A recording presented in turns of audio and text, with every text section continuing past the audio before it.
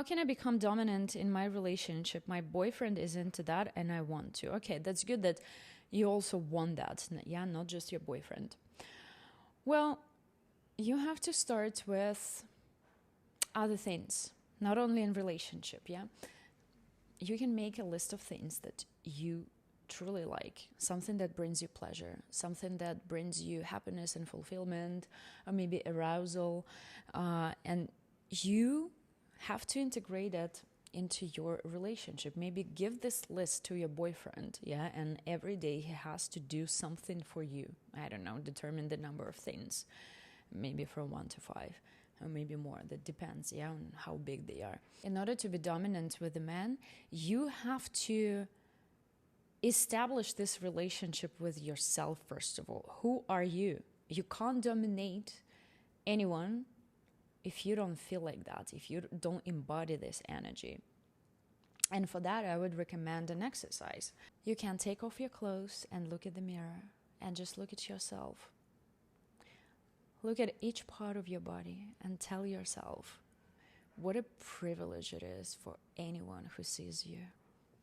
Look at your face, look into your eyes, your hair, your neck, your collarbones, your breast, your stomach, your beautiful hands, shoulders, your thighs, all your private parts, your legs, your feet.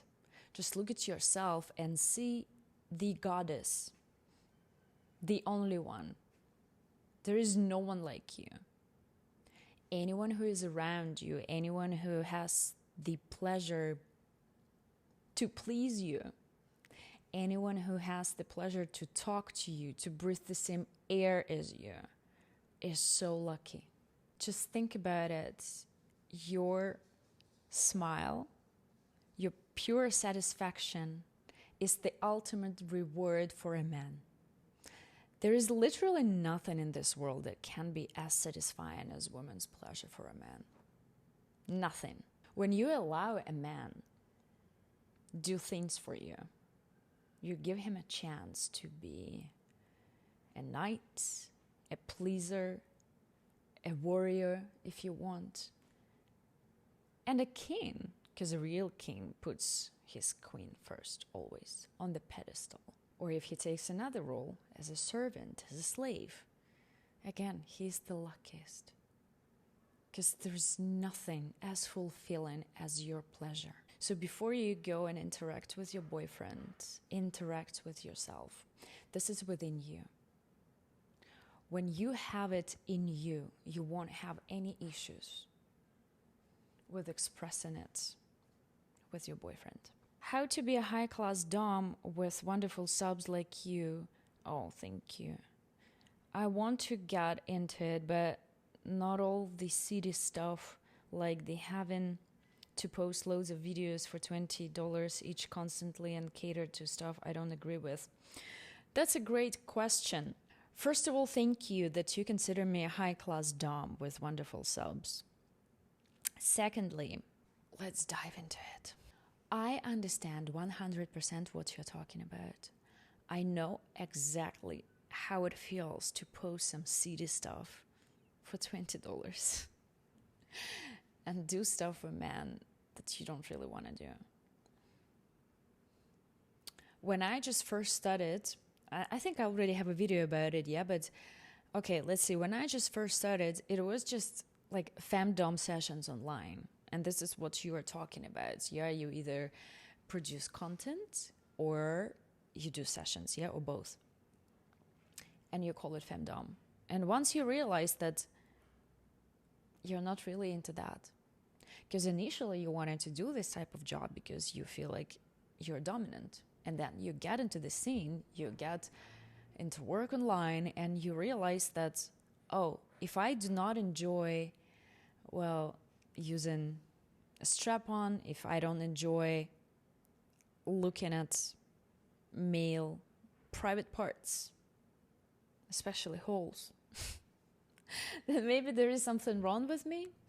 If I don't want to see a man eat his own seed, maybe I'm not a dom enough. And that's great that you have these questions. You don't have to do that. But again, here we raise the question, then what do you do? How do you monetize your, I don't want to do this? I think I already said it somewhere that what helped me become the dom I am, the type of dom I am, wasn't some kinky sources, wasn't some fetish literature. It was more like life experience and also neuro-linguistic programming. And I was taking a course, but unfortunately this course is in Russian, so I can't recommend you anything, and I will shortly tell you what I learned from one of the courses is that when you start any kind of business, again, this fly, when you start any kind of business, you embody the archetype of a child, of a newbie, of a beginner. And the main attributes of this archetype is that you are lucky. You get lucky. Whatever you do, because you just start and it feels like it's yours. It feels like it gives you energy. You feel motivated. You feel like you can do this. And this is something you want to do. And everything works out for you at the beginning. But then you realize that your luck is slowing down. That it doesn't feel like it felt at the beginning. That something changed. That you don't enjoy it as much as before. And then you start questioning yourself. Like, what do I do? Because you, again, you just like me, you ask the same questions. Why am I doing this? Why am I supposed to cater for someone's fetishes and call it dominance? It has nothing to do with dominance. I'm just a servant for this man. I just do what they want. And then you are conflicted because, well, maybe this is how it's supposed to be. Maybe I'm not a real dom. Maybe those doms who do that, they are the real ones. They actually enjoy that. And here we slowly come to the second archetype that you have to integrate as soon as you start feeling this way. You should never get stuck in one archetype for too long. Like as a baby, as a child, as a newbie. Then you have to break the rules. I didn't do it on purpose, actually. That just happened. But then I studied this course, and that was interesting because I felt like I was doing exactly what I needed. Because then you become a rebel. This teenage spirit. You break the rules. And this is how you get your name. This is how people start paying attention at you. Because if you keep following the rules, you will be one of them. You will be the same. And I can't say that I just wanted to be different. I just wanted to concentrate on what I want. But again, that made me different. And here, what I want to mention, in the thing that we do, appearance is very important. I understand that nowadays we have to say, all women are beautiful, etc. But appearance is very important. Because when I started getting mad and when I started expressing myself like, why am I catering for some pervert's fetishes? I'm not going to do that, There was a period of time when I was mad. Like, I'm not mad now. But I used to be. And I think that I kept going. I kept receiving money only because I'm pretty. Only because of my appearance. Because I saw what happened to other doms, who get angry. And that anger, well, it was overwhelming. That was poisonous. They started treating Twitter as toilet, basically throwing their crap on other people. And I don't think that this is how you do it, even if you are mad, you have to filter it somehow. You have to stay yourself, but you also have to respect other people who read your tweets, or not only tweets, but wherever you advertise. But that's the thing. When a woman who is not really attractive for men, becomes mad, mostly they will dismiss her. They wouldn't pay attention.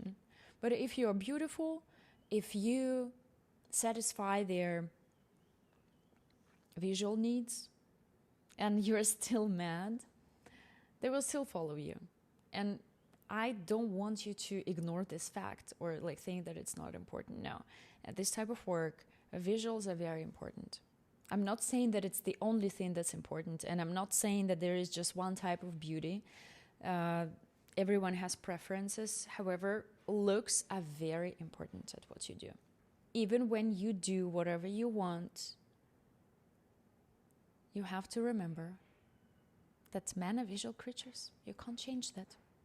Again, if you are mad about this fact, maybe you shouldn't work with men. Or you are trying to change their perception of women's beauty. Yeah, they should be attracted to femaleness, not femininity. Okay, good luck. Good luck. Fine. I don't have this experience because I'm naturally pretty. Well, the third archetype is a warrior. A woman who fights, who has comrades. I'm not telling you to be a communist. Someone who expands her territories. She does not break the rules just to be a rebel. She's someone who is strategic. Yeah. She's logical. She can be cold-minded. She can make firm and clear decisions. She collaborates with other people for her own benefit. She has people who support her. She has some certain goals. She knows what she wants. If you are just starting, yeah, maybe that's too soon to think about it, yeah, but I'm still gonna tell you. And then the fourth archetype, yeah, the fourth stage is the queen or the empress. It's someone who has her name already, who is well known, who doesn't really have to do anything. People come to her for advice. People use her as an example, as a role model. But you should never get too comfortable, because as soon as you get to this position, it's too easy to be swept by those who are younger, those who are newbies, those who are better. You, like, as soon as you get to this position, you have to start something new. That's the cycle. Again, this is just an example. You don't have to use it. You don't have to follow the same scheme. I just found it interesting. I found it helpful. One more thing, like, as for me, I don't concentrate on men's fetishes. No, it's not that I ignore them. I don't. I just put myself first, and I don't think that I'm just being purely selfish. I think that what I want is also what men need, because my wants include men who work hard, who are productive, who are proactive. So my wants make men better. And they also benefit from it. From serving me, they benefit me. Yeah, my own strategy is that I concentrate on men's masculinity, men's strength, men's self-awareness, men's devotion, hard work. I say, like, I masculinize men. However, I do not ignore their feminine side. I also want them to be in peace with this. I'm not a dom in a classical term, like not as a fetish provider, and I'm not trying to say something bad about fetish providers, but to me it just didn't work. And when someone new texts me, I talk to him like to a human, like to a man who has fears, who has his own responsibilities, who is nervous when he texts me. I can easily determine, is that a pervert? Is that just a fetishist?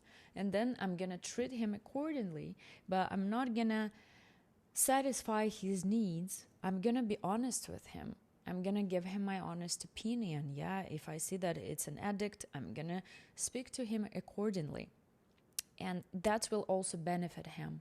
And again, just like in a previous question, yeah, before you dominate someone else, you have to know who you are. You have to establish the relationship with yourself. Before you tell someone, I want you to do this or that, You need to have the confidence within yourself. I know why I want this person to do this or that. You don't have doubts, because that's you. And that does not come from the place of entitlement.